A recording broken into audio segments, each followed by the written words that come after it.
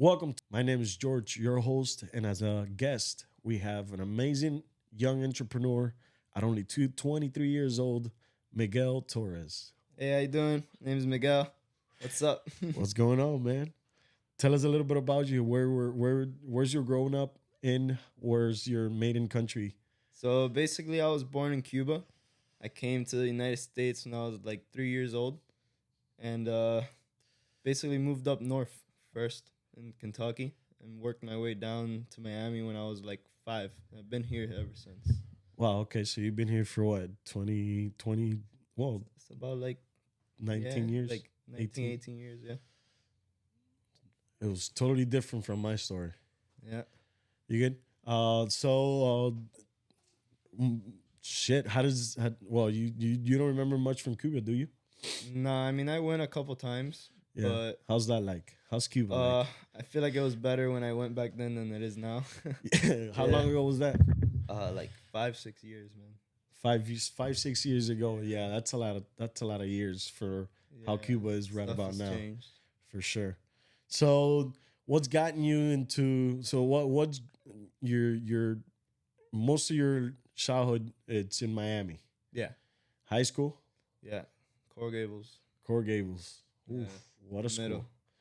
Coral Gables middle and high school. No, Both? Coral Gables Just High high? School. Yeah, that's in the middle of Miami. Yeah, I went to that school for Yeah. like 2 months. It's a fun school. I went to that school for like 2 months. Yeah. Oh man. Oh. So what's gotten you into any interest in doing as far as work? You graduated from high school. You got I out of high graduated from high school. I went to Miami-Dade, hoping to pursue an engineering career. And yeah, they started playing movies about childhood movies and stuff, and it just wasn't my thing. school? At school. Yeah, it was like through Zoom because it was during COVID and everything. Oh yeah, you're from that era. You're 23 years old, man. Yeah, so You were at school when the whole pandemic hit. Yeah, that was totally. I never different went for to me. school, basically. It was just online. It was an online. Yeah. Oh my god. So I decided, nah. Who? Yeah, that's totally Yeah. no physical school for you. No. And then I saw like they have motivated me. I had a friend who was into it, and I did a couple jobs with AC. Okay. So I was like, you know what? This is handiwork stuff. You know, it's technical. I'm good with it. I could learn. And I Okay. felt comfortable doing it. So after that, I kind of decided to pursue a career in there. Okay. So I was like, all right, let me get my license in it. And I did school for that. I signed up, did a year. Within the year, like 6-8 months into it, I found a job. Basically started as a ductwork, Okay. you know, basically from the bottom. From literally the bottom. Yeah, I was a little Yeah. handyman. You know, load up the truck, strap everything down, Yeah. do it all. Read Hey, the listen. plans. You've come a long way for in a short Yeah. period of time. So how old were you when you guys started in the AC world? I'd say it was like 20. 20. You were 20 already. 19, around there. Yeah, you're young for I started what you do now 2021. and what you're doing. You're 23 years old in the commercial field. So how did that lead into, just starting out doing all that duct work, all that mean, work that you didn't want to do, I but never- kind of was. I never like expected to get into commercial. Like I No. would hear, oh, chillers, this, that. I was like, what is that? Yeah. Like Yeah. they don't teach you about that. So Not in school. they within don't. time, like at that point, there was a point within there, a year or two after, I kind of started getting interested in like package units, bigger stuff. Yeah. It gets to a point where you're bored of doing the same thing and knowing already what's the solution. Yeah, especially in the in the, residential duct world is, Yeah, it's a lot of labor work. You're sweating your ass off and yeah, you're not doing really the mechanical side of it. exactly. Yeah, So after that, like started doing startups, basic technical stuff okay. for a couple months till I got my own truck. And then once they throw you to the street, it's just figure it out, you know? Yeah, Yeah. just they think you know it all and just go solve any problem just because Yeah, I think you which know is it how all. you solve it in a way. Yeah, in a way, but Yeah. if we'd had better coaching, which we do. There was no program basically. There was It no was just, program. throw you into the wild. It was one of figure it those out. companies. Hey, welcome in, get a shirt, go do that. You Yeah. know? Yeah. No coaching programs. Everything no. written. So it's like you lost your phone or something. I mean, you lost the paper, my bad. And you lose it. And It was decide. paper format, not Yeah. how we have it on the side of different. like the technology side Yeah. and the program we use. Of course, it's very No expensive. organization. Yeah, it's very expensive to. You've seen it from the Yeah. inside out how expensive it could be running a program like that, but how efficiency can matter in where it's what we need to be able to service more clients. No, yeah. Yeah. Definitely to keep track, to just be able to serve everyone that we're trying to get to. In a faster way, and also have history of what's been done, and not just have a paper trace where Yeah, there's not even pictures involved in what you did. exactly. So yeah, we definitely send our guys out with the best, man. I'm very proud of that. Yep. So that's on the Jlopez side. I do know for a fact that so this kid was a huge follower on Instagram. He just kept commenting on all the Yeah. and all the commercial work I did. Yeah, it was something new for me to see because not a lot of people are like posting about that. Yeah. So it's like, whoa, that's a big unit, you know? Like, what is that? How does that Yeah. work? And it kind of intrigued me into the point where I was like, you know what? Maybe I want to pursue this more and learn more Yeah. about this type of the industry. Of course. And there's a lot of people out there that are not giving that opportunity to young entrepreneurs like yourselves. Yeah, like most of the time it was like you need Yeah. 5 years minimum. Minimum. You know? Minimum. So- When I was introduced to the commercial world, it was to work on the Aeon units we work on, you at least had to have by 10 years into the industry to Yeah. say that you know how to work those things. Which Which we're in a very complicated industry where our age is always questionable. Mm. How do you know so much in such you're so young. It's the questions that we always get. yeah. Huh?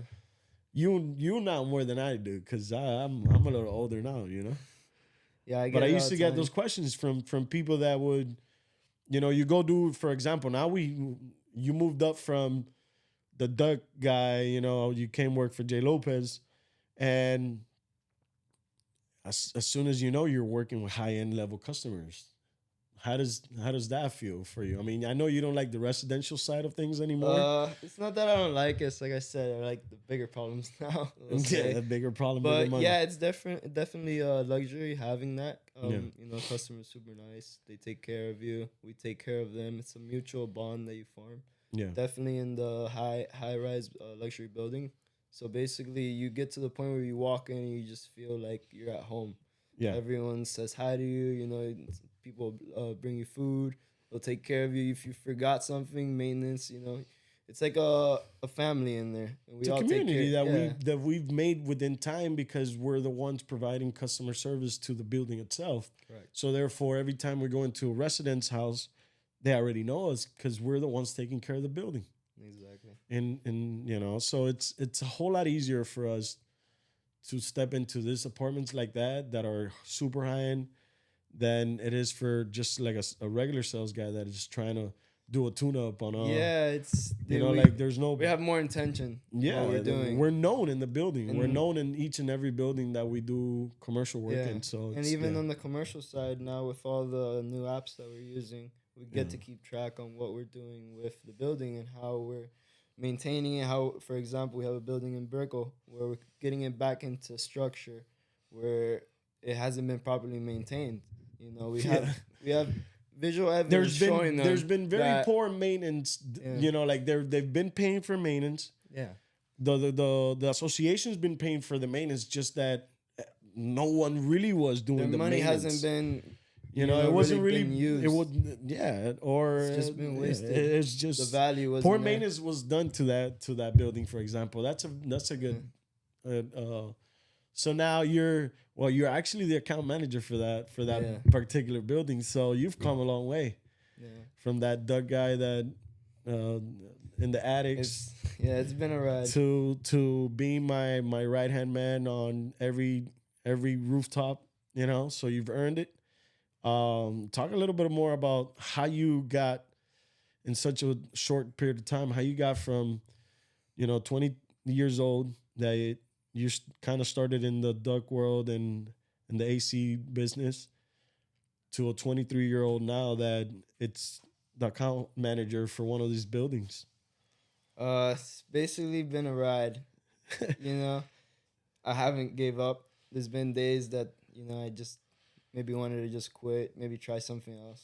Yeah. It gets to that point, but you get so deep into something where if you're not all in, then, there's no point.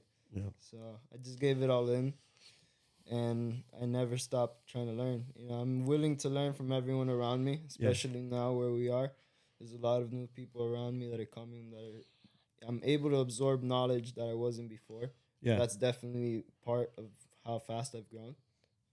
But most of it is just, I want it and I'm going to go get it. That's pretty much the attitude you've always been portraying, and it shows, man. The fast growth shows. I know it's very little time for you to kind of even keep up with it because we're growing fast. Yeah, you get and we have a good community where like you're also growing because we have people that are very knowledgeable in what they do, and we're also getting knowledge and acquiring knowledge. Yeah, we're working with the best. Literally, we are working with the elites. The manufacturers. Yeah. Like we're getting training provided from them. Yeah. So we're trying to do our best. Yeah, quality. What was your first air conditioning training that you ever had gotten? I think I went to like one for Daikin.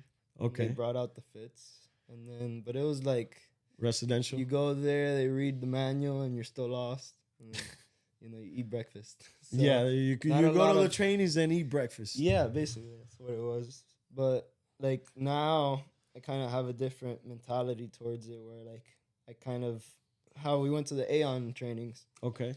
I got to apply. Yeah, but because I had already seen before. Aeon's a big beast. You went to a training that was but in a way, I had already seen a couple things, so I knew the controller board, what this is, that is. So I got to apply that right there when he was showing us everything. Yeah, if you would have not. So in other words, if you would have never seen an Aeon unit, it would have been worthless going to the training. I feel like yeah. I but feel like you definitely need to get hands-on and feel like, what is this? Yeah. Go through the settings, get comfortable with and going. You have it good because I used to use the pad. Yeah. And now you make fun of it because you go in there with your little laptop, bing, bam, boom, connect, and it's easy for you now. Yeah. After what, like a good 6 months, something. And it's still right because everything changes in this industry. That's why it's such a good industry to be in, because it's forever evolving. AC is never gonna stop. Never. And we're going into a new era where the whole refrigerant changed. Technology's now a big thing. So 23 years old. Talk about 23 years old in the AC industry. What would you say to somebody that's interested in a career like this one? I would say that definitely like think about it, and if you're willing to give it your all, because most people think, I get in fast results. Oh yeah, definitely it's not one of those. So yeah, it takes time, man. It takes time, and definitely I feel like maybe what took me 4 or 5 years could take somebody a year too. But it's all depending on who you're doing it with, how you were saying, because most people and most companies don't provide you with all that luxury. They don't want you to grow. They want you to stay right there, and that's it. Talk a little bit more about that. So basically, like I'm saying, they want you to stay right there. They don't want you to get above. They set a limit for you, basically. Yeah. Where in this industry, what I've seen is that there is no limit. You create it. Absolutely. So whatever you're willing to go for and achieve, it's there for you. You just gotta have the right mindset and be with the right people that are willing to allow you to get it. Absolutely. Yeah. We preach what we do, and we do exactly that. We don't set no limits on nobody. Your friend that came in the other day, that he was just in a whole completely different world. He's driving his own truck now. He's actually on his own service call right now. Yeah, so it's Quick. We're growing fast, but why? Because whoever we're surrounded by, like you said, is because we don't envy, man. We just want you to truly be authentic and your best. Like I've always said, if you're gonna go out in the world and try to beat me, be the best. Don't just half-ass it, you know. So that's what we're teaching here. Yeah, that's what we're teaching here, and it shows because it's a good paying industry. It's just a lot of labor. Yeah. At the beginning, it pays out, and then it pays out in the end because what you were making to what you're making now, it's totally different. Yeah, it takes time, man. It takes time. Yeah, you can't rush the process. You can't. How do you compare an Aeon unit to a residential split or a heat pump? I honestly see it now kind of the same thing, just a couple more added components. Like I'm able to, before I couldn't picture it in my head, and now I could like basically draw a schematic in my head of how it works. Yeah. How the reheat and the modulating hot gas, how everything works. But you don't have any of those components in the residential world. No, you don't, but it's more just of a add-ons that you learn. It's more of a commercial industry. Yeah. That needs a reheat to to it's a different accommodate animal. the outside air to bring the humidity down. It's a different animal. Like even with the buildings, I'm able to like, for example, this building we have in Holland, I'm at the point where I could 3D schematic the whole building in my head, and I already know how the tubes go, sizes. Even before coming in, because you now you go in with a different perspective, and you've learned to even feel the pipes in the building. So once you go in there, you have a 3D image of what you gotta break a couple pipes first, but you'll learn. Oh man, remember that night we were out there till like 1 in the morning? 1 or 2 in the morning. But hey, listen, we got it done. It happened. It was a 6-inch pipe that it was busted. It was a learning turn. It was a learning turn. It should busted out plumbing. Oh man, it was a good one though. Yeah. So the building we have in Hollywood, which building is that? In Hollandale. In Hollandale. Oh. Yeah. We don't want to give names out, but that's a huge building. Yeah. That's the one where we did the pump and motor job. That was your first big commercial job, by the way. Yeah. 2 or 3 weeks into commercial. It's 200. Wait, you were in the company for how long? I think it was less than a month. Less than a month, and you were doing a 100 horsepower pump and motor. Yeah. Wow. Oh man, I'm sorry, bro. It was fun. It was what I wanted. It was what you wanted? Yeah. Okay. It was what I wanted. Yeah, but in certain people's eye, it was too much. They couldn't, like, remember those days when we were doing it? Yeah, I know. It was like it seemed like a big challenge. Beast. Yeah, it seemed like a big beast, but it was no joke. Yeah, and it gets to the point where, like I said, you walk in the building and they're comfortable if you're doing that because they have faith in us already. Because they believe in us. Yeah. We've earned the belief in them because we do. We did that job, and it was a few nights where even on your birthday you went and try to solve a few things there. So it was a lot of labor, a lot of long nights, a lot of discoveries that we had to do, especially on the vibration side and how we got the VFDs in there to make it, less. It was the building needed a lot of improvement, and that's what we pretty much did to it, to where now, like you're saying, everybody trusts us in the building. We've earned that trust. Now we're starting to move on to other buildings, so we're managing more accounts now, where it's good because we're seeing how we're doing things with other buildings, how we could help other ones, so we know what works and what doesn't. What do you think we do differently from other companies? Care. Oh, care. Yeah, I think we care. We do care. Like you said, long nights, 2-3 in the morning. We're answering. Yeah, we do care. We do care, and especially for the big commercial accounts where we pay attention to detail. We try to perfect what day to day what we do. Yeah. We're always looking for implementations to be better, stand out, like how we do with the mats. We've drawn a bunch of attention with that. It's been a good helping implement to the sales industry in our part. Yeah, it helps you also gain that trust. So one of the things we do is We have a mat with the logo that we sit in front of the door, wipe our feet down, and then enter with booties on, which that buys us into the residential world a lot of trust because nobody is really bringing a mat and carrying how you enter the house. Yeah. So just by that, the customer already is looking at high-end luxury service, you know. Of Even course. for like a simple repair, we're covering down all the walls, the floors, you know, making sure we take care of everything. Yeah. Showing them what their money's really worth. Yeah. And on a regular duct cleaning, that let's say any company would go out regular duct cleaning, what would they usually do that we do different? What I would say is that, you know, they wouldn't take down the grills and properly clean them. Right. We do. So we wash down the grills. They don't cover everything. They basically just cover a little area. But it's a big machine that we have to move around your whole home. Yeah. So a lot of stuff could get damaged. So we prefer to prevent that by covering everything from the door in. Right. So Right. nothing's going to get damaged. We're going to take care of everything. We actually take very good care on linear grills that, you know, it's very complicated to take them out because you break the drywall.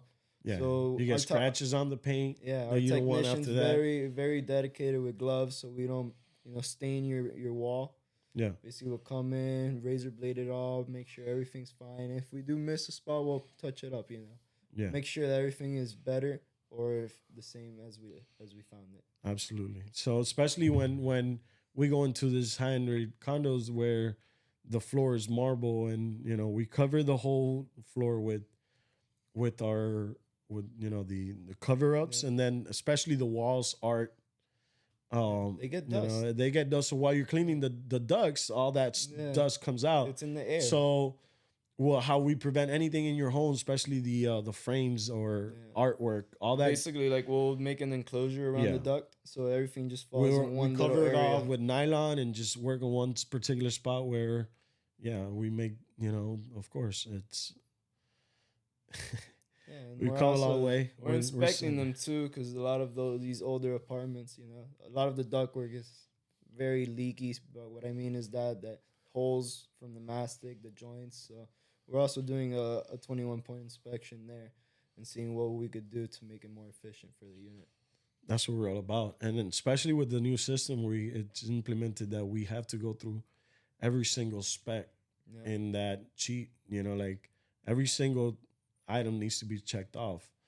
Because if we go all like what usually happens on a paper company is that you go and you check for what's the most normal thing to check on and solve supposedly a problem, but then you leave the drain line clogged or you never checked on the pressures because it already turned on and it was cooling and your TD was fine. So, and like what happens is a lot of these companies, like the company itself for young technicians, it gets to the point where it makes them lazy, I'd say. There's no ambition. Your drive gets belittled because they don't want you to grow, how I see it. So basically, you'll go there, you'll fix the problem and get out, you know. That's how they see it. So they're not really paying attention to details, how we are, taking the extra time to check the static pressure, you know, to check the refrigerant charge, make sure that everything is how it should be. The cleanliness of the unit itself, the amp draw. You know, just by the wires, maybe a loose wire could just cause a short, you know. So we're going through the whole system, making sure that you have peace of mind when you go to sleep. And us too. Yeah, we don't want to go back at 3 in the You know, morning. you don't want to have a return call. My AC now is down because you missed on a wire nut. You know, like on 2 wires not being clamped together. Yeah, it happens, or for example, the customer is mad because we simply didn't check for the static pressures. What does static pressure mean? It means, it's in a simple way, is the air coming out of your supply measured with the return. Whatever goes through that unit, whatever goes through the unit, that's your static pressure. Let's say you have a dirty coil that you haven't maintained your AC for a long time. That builds up static pressure because it doesn't let the unit breathe in a matter where a lot of air is going through it. So that increases your static pressure. That can damage your motor. Yeah. That can damage your compressor because now the unit is not working up to standards or... we're not receiving as much airflow as it needs. So basically, even your coils, they start to clog up basically getting gunk up, causing rust, eventually leaks. So Yeah. there's a bunch of little things that we are not taking into consideration to We just show the yeah. homeowner that we got to be aware of this. Yeah, yeah. I mean, we do provide a full report where everything's on there, like your at the life expectancy of your unit. Like most people go with a little paper. It's like flush the drain line. We're good. Air temperature going, and yeah. sign here. That's it. There's not a Boom, full in report. and out. Yeah, but the thing is that we're a main commercial company, so every detail matters. Yeah. Because we're dealing with big stuff. But then when we transfer that into the residential world, Even with the it's been a very it success. all matters. Yeah, yeah. It all So, matters. okay, man. So, what job have you like doing the most? What's the one job that you would say, what's that good day that you say, okay, I'm going into work because I got this job? To be honest, the Aeons wake me up because it's like a never-ending battle. Everything changes, so it's constantly learning things with it. And another thing is, just going to the new building. Let's say we've got a repipe. All right, let's go. What else are we gonna find? It just, I don't know. It drives me in the morning to get up, go talk to the manager, see what's going on. What other complaints do we have? Taking care of them. Yeah. Yeah, there's a lot, especially in Miami. There's a lot of building that even with our suppliers, taken care of. like wake up, yo, what's up? How's it going? It's not even just a supplier. It's a relationship that we've built where we're helping each other. At the Right. end. Right. We all want to grow. Yeah, but the thing is that in a regular working industry, you don't really have that because You never meet the supplier. who wants you to grow? Yeah. Who would like you to grow? I mean, us, because we're in a different stage of wanting people to grow and become more professional and have a better living, like you said, have a better lifestyle. Because, man, at the end of the day, if we're going into work just to work, that shit feels boring, man. Yeah, and that's what's happening in a bunch of companies. Like, I used to just go in and that other company, just like, oh, shit, it's another day. Fuck, can't wait till Friday. Yeah, literally. So we changed that for you? Like I'm saying, I was at a point where I was like, damn, if this guy doesn't give me a truck, I'm out of here. I'm not doing AC no more. Fuck. Yeah, bro. It's bad. I was driving from Homestead to West Palm Beach, which is like 70 miles. Every day. Up, 70 miles down. Every day. Yeah, so. I remember. That's when you hit me up. Yo, you got something for me? I said, all right, man. We got a helper position opening up. Got you in there. At that point, I knew quite a no, but bit, the thing is that you were also my shadow for a long time because we were starting and it was just you and I getting to a bunch of calls together and just basically, yeah. And we did a lot of shadow work, And that's what we now in the training and program have is you gotta whoever's an apprentice, they gotta go through a series of things that we got lined up now. And one of those is being a shadow of somebody that knows, especially in the commercial industry before they start touching things, Yeah. So you basically, I mean, you just need to have common sense of what things are, and then you could learn how each thing works. First, you need to learn what each thing is. Compressor, contact, It's good to have the that basics. mindset. Yeah, basics. The basics. Then the rest After you learn we're how going the into because now sequences- from the residential world that you come from to now connecting your laptop into a whole system that it's 50-ton AC where you walk inside. It's it's different. You don't connect I've done it like once, but you don't rarely do that on a residential. Yeah, it's 5-ton. It's like we're playing PlayStation again. Yeah, it's a fun thing for us when a residential call comes up. It's like, all right, it's a different feeling you get when you get to understand how the building works and how the automation works. So starting here, your first Aeon, what was your first Aeon? Where I hired you? Yeah. Oficina? That was your first Aeon? I remember you looked at me and you said, "Man, that's big." And now that's what? No, it's small. That's a small one now. Yeah. What is that? A 25-tonner? Something like that. Yeah. Yeah, I think it's a 25-ton Aeon split system. It's just condensers outside and the air hand. It's like a split system to. It's it's a split system steroids for a building. Basically, yeah. So yeah, Provides fresh air to everyone. yeah. What's the But- biggest Aeon you worked on so far? I think Like Midtown, Yeah, like 105 ton, No, that was the smaller one. There's one. The 120 ton? 120 ton Yeah, it's huge. Aeon unit. It's like an efficiency in there. So the biggest AC in a house is a 5 ton. This is a 120 ton AC for a building Yeah. in Midtown, by the way. You know where Middle of Brickell. yeah, not Brickell, Midtown. downtown. Yeah, it's right the building right in front of Salvaje. Yeah. Right there. I remember I'll tell you a little story about that. How we got a contract in that building is I was drinking in Salvaje one night. You know how it goes. And I was there with the wife, and I was just, I should get a contract here one day, you know? It's a nice building. I should get a contract here one day. And then all of a sudden, like, this lady sends a contact to this guy to this lady, and there was the manager. And I set up a meeting, and once I'm there, I'm like, oh, man, that's the building I was projecting about. Yeah. That was the 120 ton AC. Very nice building. Has Yeah. some nice penthouses. And that's just 1 out of 4 big RTUs they have up in the roof. Yeah. Yeah, it's 4 big RTUs. This building has 2 towers. four RTUs and 2 cooling towers. Yeah, with a closed loop. Closed loop the whole night. They don't know what that is. Yeah. They don't know what that is. Oh, man. See, it's a different feeling when you get to understand that talk. You're able to talk it with managers and actually gain confidence on what you're. Some people know what they're saying, but they don't feel comfortable saying it. The thing So is that what we do now, it's easy to our eyes because it's what we've done for Like a while from now. when I came in, I feel but way more confident. Like Of course, talking, of course, explaining it. and you're young to be in this industry, you know, and you're in the commercial industry at 23 years old. The youngest guy in that industry probably right now, it's got to be over 30. Yeah, Most because of the when I people was working up north in Naples and the company I was 23 years old working commercial, and the youngest commercial guy there was 45 years old. I was the next youngest 23-year-old commercial guy in the industry. old heads. So now you took that on at 22 because you were doing commercial at 22.